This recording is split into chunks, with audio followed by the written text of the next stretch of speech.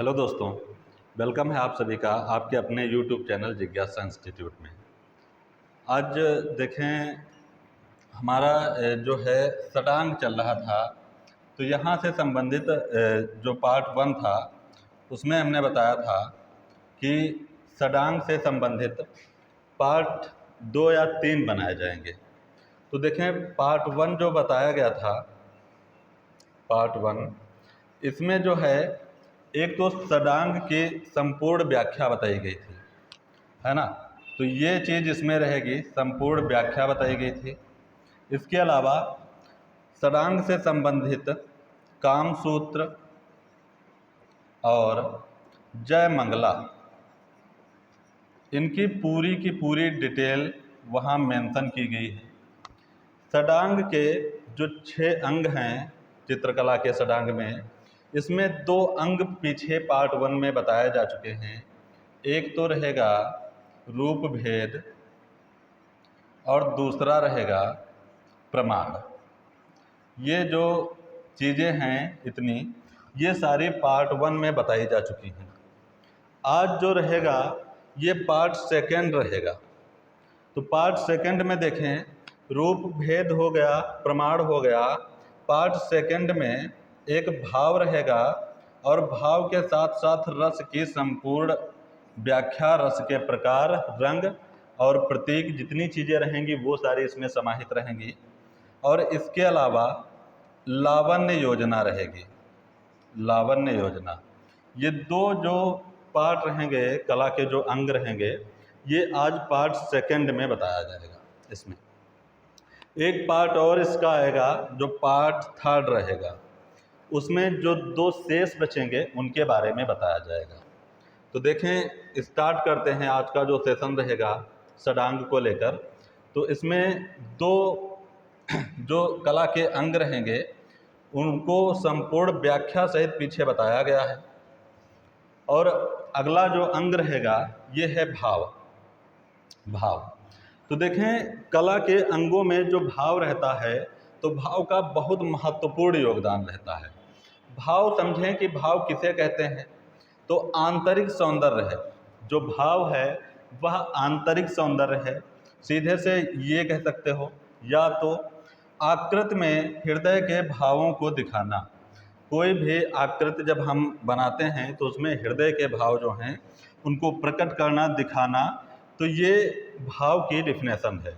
या आकृति की भंगिमा, भाव में किसी भी आकृति में हम भाव को कैसे दर्शाते हैं, तो उसके लिए आकृति की भंगिमा या मुद्राएं जो भी हैं, चाहे हस्त मुद्राएं हों, हेस की मुद्राएं हों, या जो निश्चित तौर पे चीज़ें डिफाइन की गई हैं, जैसे नेत्र ही बनाने हैं कि चापाकार नेत्र कैसे भाव दर्शाते हैं, मृग नैनी नेत्र कैसे भाव दर्शाते हैं, उनके माध्यम से, मतलब जो प्राकृतिक उपादान होते हैं उनके माध्यम से चाहे बताया जाए। तो यहाँ पे 3 तरीके से भाव को हम समझ सकते हैं। भाव का सीधा सा मतलब तो आंतरिक सौंदर्य से है, या आकृति में हृदय के भावों को दिखाना भाव कहलाएगा, या आकृति की भंगिमा, जो भी भंगिमाएं दर्शाएंगी वो भाव को दर्शाएंगी, भाव को प्रकट करेंगी। इसके अलावा जैसे भाव, जो भारतीय चित्रकला है वो भाव प्रधान है। जैसे वेस्टर्न जो पश्चिमी कला है उसको पढ़ते हो तो वहाँ पे बताया जाता है कि जो वेस्टर्न कला है वो यथार्थवादी है, भारतीय कला भाववादी है, जो आत्मा के अत्यधिक निकट है ना।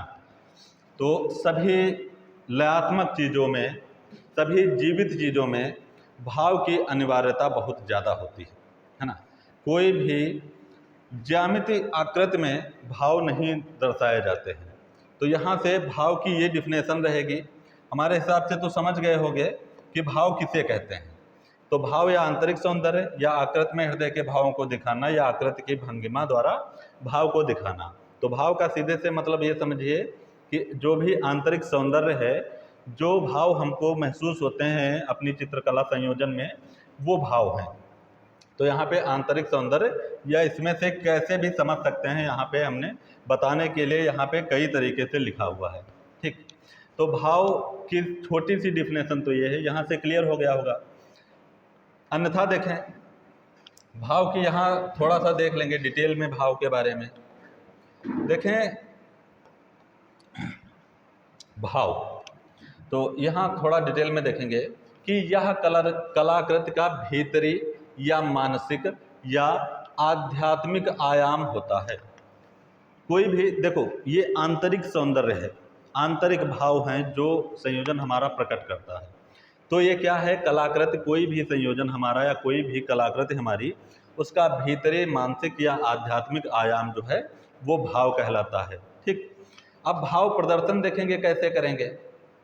जो भाव का प्रदर्शन हम करेंगे, तो भाव का प्रदर्शन कैसे करेंगे, तो इसमें देखेंगे भाव का प्रदर्शन आकृतियों की भंगिमा द्वारा, आकृति की भंगिमा से होता है। जो मुद्राएं हैं या जो प्राकृतिक उपादान हैं उनका सहारा लेकर जो चीज़ें हम जिस भाव को प्रकट करना चाहते हैं उस हिसाब से भाव का प्रदर्शन करते हैं। तो भाव का प्रदर्शन करने के लिए किन चीज़ों का योगदान रहता है, तो भंगिमा में चेंजिंग की आवश्यकता होती है। ठीक, इसीलिए भाव भंगिमा से संबंधित होता है। भारतीय काव्य शास्त्र में भाव के लिए काव्य रचना को मूल आधार माना गया है। साथ ही साथ में ये पॉइंट भी याद रखना है।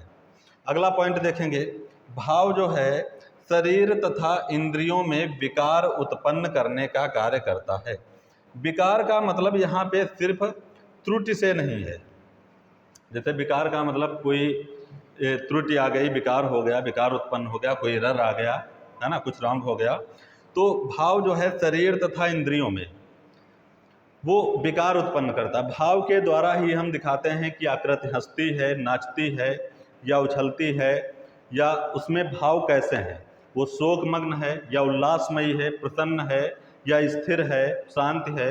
ये सब हम कैसे दिखाते हैं, तो शरीर तथा इंद्रियों में विकार उत्पन्न करने के लिए या भावों को चेंजिंग करने के लिए उत्पन्न करने का कार्य करता है। कौन करता है, ये भाव करता है। ठीक, तो इंद्रियों में विकार कौन उत्पन्न करेगा, भाव उत्पन्न करेगा। भाव के द्वारा हम दिखाएंगे कि आकृति में कैसा विकार है और कैसी चीजें उसमें निहित हैं। नेक्स्ट देखते हैं अगला पॉइंट कि भाव के द्वारा भावनाओं की अभिव्यक्ति की जाती है। ये मोस्ट रहेगा, पूछा जाता है, कई बार रिपीटेड है, पूछा जाता है कि किसके द्वारा भावनाओं की अभिव्यक्ति की जाती है। तो सिंपल सी बात है, भाव के द्वारा भावनाओं की अभिव्यक्ति की जाएगी। अगला पॉइंट देखें, भाव के द्वारा रस। अच्छा, रस का भाव से घनिष्ठ संबंध है। जो भाव दर्शाएंगे कृति में, अपनी कलाकृति में या संयोजन में जो भाव दर्शाएंगे, तो उसमें एक रस निकल के बाहर आएगा कि ये दुखी है, खुश है, कैसा है। तो वो रस का पूछा जाता है कि भावों का किससे घनिष्ठ संबंध है। तो ये हमने अलग से एक पॉइंट लिखा है कि भावों का रसों से घनिष्ठ संबंध है। तो भाव के द्वारा रस की अभिव्यक्ति की जाती है। ये भी पॉइंट बहुत ज़्यादा इंपॉर्टेंट रहेगा। अगला देखेंगे, अतः। जितना ऊपर पढ़ चुके हो सभी का निष्कर्ष है कि अतः किसी भी चित्र को देखकर हमारे मन में जो भावनाएं उत्पन्न होती हैं उन्हें भाव की संज्ञा दी जाती है या उन्हें भाव की संज्ञा हम दे सकते हैं। तो कोई भी चित्र है, उनकी भंगिमाओं में विकार उत्पन्न करके, उनमें अन्यत्र रस दिखा करके, उनके भावों की भंगिमाओं मुद्राओं को चेंज करके, तो वही चीज़ लिखा है, किसी भी चित्र को देखकर हमारे मन में जो आंतरिक भावनाएं उत्पन्न होती हैं उन्हें हम क्या कहते हैं, भाव कहते हैं। तो हमारे हिसाब से ये भावों के जो डिफिनेशन है और भावों का वर्गीकरण ये जो रहेगा कि किसके द्वारा होता भावनाओं वगैरह, तो विकार जो इसमें उत्पन्न होता है, ये सारी चीज़ें हैं। तो यहाँ से समझ गए होंगे, है ना, कोई दिक्कत नहीं होनी चाहिए। अगला देखते हैं, अगला पॉइंट है हमारे पास कि भावों के अभिव्यंजना के दो रूप। जो भावों के अभिव्यंजना के हैं कितने रूप हैं, तो दो रूप हैं। देखें, भावों के अभिव्यंजना को व्यक्त करने के कितने रूप हैं, तो दो रूप हैं। कौन कौन से, एक तो रहेगा प्रकट, जिसको डायरेक्ट कहते हो, प्रकट मतलब उजागर। दूसरा कौन सा है, अप्रकट या प्रछन्न या छिपा हुआ, इनडायरेक्ट। ऐसा भाव जो छिपा हुआ रहे या ऐसा भाव जो प्रकट हो, दिखाई पड़े हमको। तो भावों की अभिव्यंजना के कितने रूप हैं, दो रूप हैं, एक प्रकट और दूसरा प्रछन्न। एक प्रकट, दूसरा छिपा हुआ। तो प्रकट देखें क्या होता है कि भाव के प्रकट रूप का दर्शन नेत्र द्वारा होता है। जो भाव प्रकट दिखते हैं, डायरेक्ट दिखते हैं, उनका जो है उनका दर्शन हम कैसे कर लेते हैं? नेत्र द्वारा कर लेते हैं। लेकिन जो भाव छिपा हुआ है उस भाव के दर्शन हम कैसे करेंगे? मन से या व्यंजना से। मन से या व्यंजना से होता है। तो भावों की अभिव्यंजना कितने रूपों में की गई? 2 रूपों में, एक प्रकट और दूसरा प्रच्छन्न। ठीक, यहाँ तक क्लियर हो गया। आगे देखते हैं। अभी डेफिनेशन हमारी क्लियर हो गई, इसके जो अभिव्यंजना के रूप रहेंगे यहाँ पे वो क्लियर हो गया। अब देखते हैं कि देखें यहाँ जो रस हैं, हमने बताया कि भावों का रसों से घनिष्ठ संबंध है। तो ये इम्पॉर्टेंट रहेगा बहुत ज़्यादा, यहाँ परीक्षा की दृष्टि से ये हर बार पूछे जाते हैं। भाव तो पता होना चाहिए, भाव और रस के बारे में संपूर्ण जानकारी होनी चाहिए। देखें जो भरत मुनि हैं उन्होंने अपनी पुस्तक ग्रंथ कुछ भी कह लेंगे, जो नाट्य शास्त्र रहा है उसमें उन्होंने रस जो हैं कितने बताए हैं? रसों की संख्या उन्होंने 8 बताई है। भरत मुनि ने नाट्य शास्त्र में रसों की संख्या 8 बताई है और स्थायी भावों की संख्या इन्होंने 8 बताई है।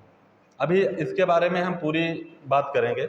जो भाव बताए जाएंगे वो टोटल कितने हैं और फिर कैसे बंटवारा हुआ है उसके बारे में अभी बताया जाएगा। अभिनव गुप्त देखेंगे। अभिनव गुप्त जो रहेंगे इन्होंने 90 रस की खोज की। भरत मुनि ने सर्वप्रथम कितने रसों की खोज की? 8 रसों की खोज की। अभिनव गुप्त ने एक नया रस खोजा जिसको 90 रस के नाम से जाना गया। 9वां रस है ये, और ये कौन सा है? शांति रस है। ठीक, तो भरत मुनि और अभिनव गुप्त के बारे में यहाँ पे ध्यान रखेंगे, दोनों लोगों के बारे में। प्रथम व्याख्या का रस के जो रहेंगे भरत मुनि रहेंगे और अभिनव गुप्त ने नवा रस खोजा शांति रस के नाम से। अब देखें, प्रत्येक भाव या रस के कुछ प्रतीक रंग माने गए हैं। जितने भी भाव हैं, रस हैं, उनके जो भाव निकल कर आएंगे फिर उनके कुछ प्रतीक रंग माने गए हैं। देखें यहाँ पे, तो ये टेबल जो है बहुत इंपॉर्टेंट रहेगी। ये पूरी की पूरी टेबल जो रहेगी, तो देखें भरत मुनि ने यहाँ रसों की संख्या कितनी व्यक्त की? 8। अभिनव गुप्त ने कितने बताए? 9 रस। तो यहाँ पर हम 9 रस के बारे में बात करेंगे। तो एक तरफ देखेंगे रस लिखे हैं, दूसरी तरफ उनके स्थायी भाव, और तीसरी तरफ लिखे हैं रंग। ये ग्राफ छोटी सी समझनी है। तो सबसे पहले देखें श्रृंगार रस। श्रृंगार रस का जो स्थायी भाव रहेगा वो रहेगा रति। जो श्रृंगार रस का रंग रहेगा वो रहेगा श्याम, कहीं कहीं लाल भी मिल जाएगा। विशेषता क्या याद रखना है? श्याम को। कहीं कहीं अगर लाल है तो लाल बता देंगे, अगर नहीं है तो थोड़ा सा 1 मिनट रुक जाएंगे, वो यहाँ पे दिक्कत आ गई थोड़ी सी।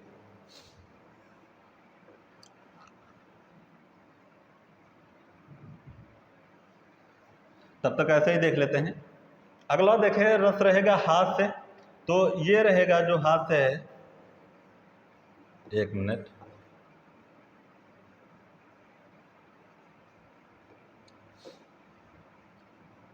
कुछ प्रॉब्लम इस टाइम ये क्रिएट कर रहा है। चलें देखें। हाथ से रस जो रहेगा इसका जो स्थायी भाव रहेगा वो है हास, और इसका जो रंग रहेगा वो है श्वेत। अगला देखेंगे, रस जो रहेगा करुड़ है, इसका जो रहेगा स्थायी भाव शोक रहेगा, और इसका जो शोक का या करुड़ का जो रंग रहेगा वो कपोत या काला या ग्रे। ग्रे रंग जो है तटस्थ, काला और सफ़ेद रंग तटस्थ होते हैं और दोनों को मिक्स करने से ग्रे बन जाता है, इसलिए काला, सफ़ेद और ग्रे ये कैसे रंग है? तटस्थ रंग है। ठीक, ये वो भी याद रखना है साथ में। अगला देखेंगे वीर रस है। वीर रस का जो स्थायी भाव रहेगा वो रहेगा उत्साह, और वीर रस का जो रंग रहेगा वो रहेगा लाल। अगला देखेंगे रौद्र रहेगा, रस रौद्र है और स्थायी भाव इसका रहेगा क्रोध, और इसका जो रंग रहेगा लाल, सिंदूरी या रक्त जैसा या बहुत ज़्यादा चटक लाल। ठीक, ये किसका रहेगा? रौद्र का। बहुत ज़्यादा क्रोधित हैं तो बहुत ज़्यादा लाल रंग। अगला देखेंगे भयानक रस कौन सा है? भयानक। ये भाव कैसे प्रदर्शित करेगा? भय का स्थायी भाव जो रहेगा भयानक का, और भयानक का जो रंग रहेगा वो रहेगा काला। अगला देखेंगे विभत्स है। विभत्स, इसका जो रहेगा स्थायी भाव जुगुत्सा या घृणा रहेगा, जुगुत्सा कहें या घृणा कहें, रंग रहेगा इसका नीला। अगला है अद्भुत। अद्भुत का रहेगा विस्मय या आश्चर्य। अद्भुत का जो स्थायी भाव रहेगा वो रहेगा विस्मय या आश्चर्य, रंग रहेगा पीला। और अगला है शांति रस, ये 9वां रस है, अभी हमने बताया अभिनव गुप्त वाला। तो इसका जो स्थायी भाव रहेगा निर्वेद, और इसका रंग जो रहेगा वो कैसा रहेगा, सफ़ेद। तो देखें ये जो पूरी टेबल रहेगी, इस टेबल को बिल्कुल याद रखना है, ये बहुत ज़्यादा पूछे जाते हैं। ये विभत्स और अद्भुत ये भी खूब पूछे गए हैं, तो इनको सभी को याद रखेंगे। विभत्स मतलब नीला, मतलब जुगुत्सा या घृणा, और अद्भुत मतलब विस्मय, आश्चर्य या पीला रंग। तो ये पूरे यहाँ पे 9 रस बताए गए हैं, 9 इनके भाव बताए गए हैं, और 9 उनके कलर बताए गए हैं, तो ये याद रखेंगे, ठीक है। अब देखें भाव के प्रकार। अभी हमने वहाँ बताया था कि स्थायी भाव भरत मुनि के अनुसार 8 रहते हैं। अब देखें यहाँ भाव के प्रकार जो भरत मुनि के अनुसार रहेंगे, टोटल भावों की संख्या इन्होंने कितनी निर्धारित की, 49।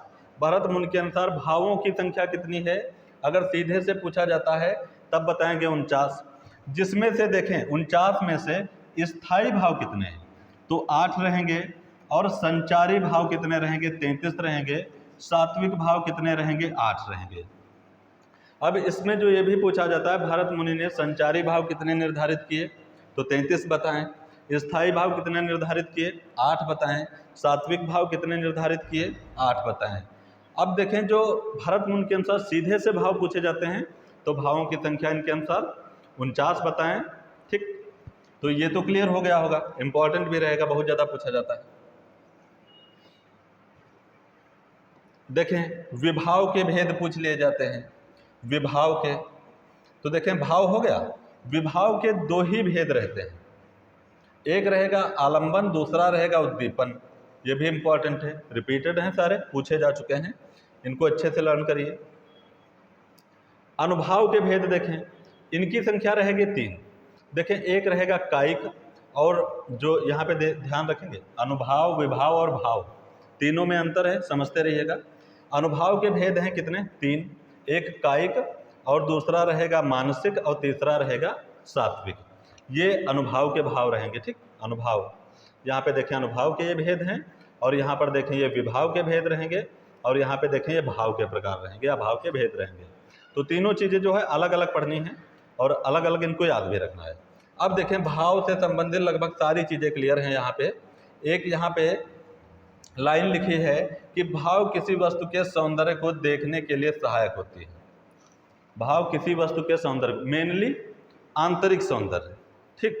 किसी वस्तु की आंतरिक सौंदर्य को देखने में सहायता कौन करता है, भाव करता है। बाहरी सौंदर्य का संबंध दूसरे से रहेगा, अभी आगे बढ़ते हैं उसके बारे में।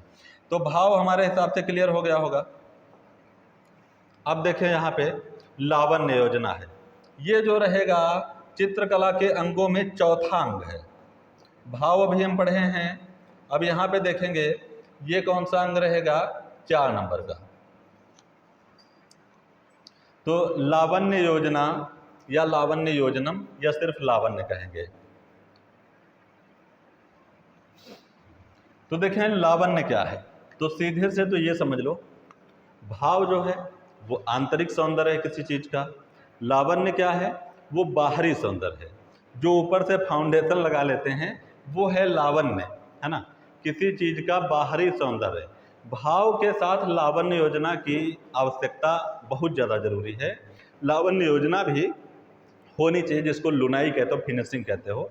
तो बाहरी की जो ब्यूटी पार्लर जो भी वो उससे संबंधित चीज़ें रहेंगी, तो वो जो है वो लावण्य है।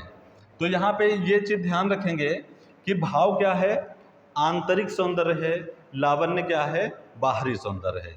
तो दोनों, अच्छा ये तो है, किसी एक चीज़ से काम नहीं चलेगा। अगर बाहर से वस्तु ज़्यादा सुंदर लगती है तो उसमें भाव भी उतने अच्छे होने चाहिए, तब वो पूरी तरफ से क्या रहेगा, पूरी तरह से ठीक रहेगा। तो यहाँ देखें भाव भी होंगे और लावण्य भी होंगे किसी कृति में, ठीक। जरूरी ये भी है, ऐसा नहीं कि इसकी ज़रूरत नहीं है, जरूरी ये भी उतना ही है। इसके द्वारा बाह्य सौंदर्य की अभिव्यक्ति की जाती है। जो लावण्य योजना है उसके द्वारा बाह्य सौंदर्य, जो बाह्य सौंदर्य बाहर से चीज़ों में दिखाया जाता है, तो भाव आंतरिक सौंदर्य और बाहरी सौंदर्य, लावण्य बाहरी सौंदर्य। तो ये क्लियर हो गया होगा इतने से ही। आगे देखते हैं, इसके द्वारा सुंदरता प्रकट की जाती है। आकृति में भाव कैसे हैं, उसमें भंगिमाएँ कैसी हैं, उसमें रस कौन से प्रकट करते हैं। तो ये देखें जितनी चीज़ें हैं उसमें सब क्या रहेगा, भाव रहेगा। लेकिन आकृति जो बाहरी सुंदरता उसको प्रदान करेगा वो किसके द्वारा है, वो लावण्य के द्वारा रहेगा। तो इस चीज़ को ध्यान रखेंगे। अगला पॉइंट देखते हैं। अगला पॉइंट देखेंगे कि चित्र में सौंदर्य की दृष्टि से, देखो जो चीज़ अभी बताई गई है बिल्कुल सेम वही है कि चित्र में सौंदर्य की दृष्टि हेतु लावण्य योजना की जाती है। लावण्य योजना का सीधे से मतलब समझे, एक शब्द आता है लुनाई। लुनाई, ये ना बना है, लुनाई। तो चित्र में सौंदर्य की जो दृष्टि हेतु, सौंदर्य के लिए क्या किया जाता है, तो बाहरी सौंदर्य के लिए लावण्य का प्रयोग किया जाता है और आंतरिक सौंदर्य के लिए भाव का। ठीक, तो ये क्लियर है। अब देखें, नोट करके यहाँ पर पॉइंट लिखा है कि राय कृष्ण दास जी के अनुसार, देखो इन्होंने एक डिफिनेशन दी है लावण्य योजना के बारे में, तो थोड़ा सा इनको देखते हैं। देखें, जो राय कृष्ण दास हैं इन्होंने कहा है कि भाव के साथ लावण्य की योजना भी होनी चाहिए। जो हमने बताया कि आंतरिक सौंदर्य के साथ बाहरी सौंदर्य भी आवश्यक है, तो भाव के साथ लावण्य की योजना भी होनी चाहिए। अगला देखेंगे, भाव का संबंध तो आंतरिक विचारों से है। वही है, बिल्कुल सेम जो बताया गया, बिल्कुल वही। भाव का संबंध किससे है, आंतरिक विचारों से। लेकिन लावण्य का किससे है, बाहरी सौंदर्य का। लावण्य जो है वो बाहरी सौंदर्य का व्यंजक है, वो बाहरी सौंदर्य को दिखाता है या प्रकट करता है। तो ये राय कृष्णदास जी ने भी कही है ये बात, और ये अभी ऊपर से पढ़ते आए हो। इसलिए चित्र में इस डिफिनेशन को देखते हुए जो निष्कर्ष निकलेगा, इसलिए चित्र में भाव के साथ लुनाई की आवश्यकता होती है या लुनाई की भी आवश्यकता होती है। जो बाहरी सौंदर्य है, जो फिनिशिंग है, लुनाई है, उसकी भी आवश्यकता रहेगी। तो ये क्लियर हो गया होगा हमारे हिसाब से, है ना।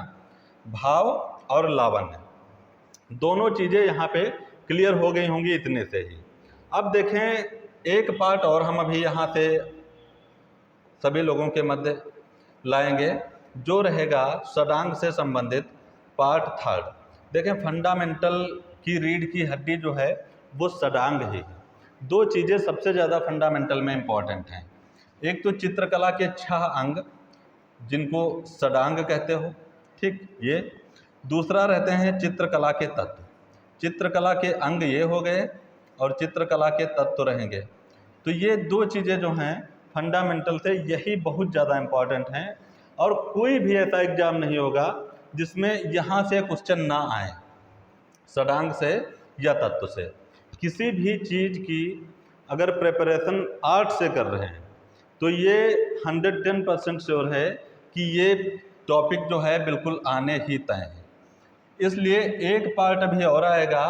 तो पहले पार्ट में रूप भेद और प्रमाण बताया गया, दूसरे में भाव और लावण्य बताया गया, अब तीसरे में सादृश्य बताया जाएगा, सादृश्य, और इसी के साथ वर्णिका और भंग, वर्णिका और भंग बताया जाएगा। ठीक, तो ये एक पार्ट और रहेगा। इसी के साथ आज का जो टॉपिक रहेगा यहीं पे बस समाप्त होता है। सभी को बहुत बहुत धन्यवाद।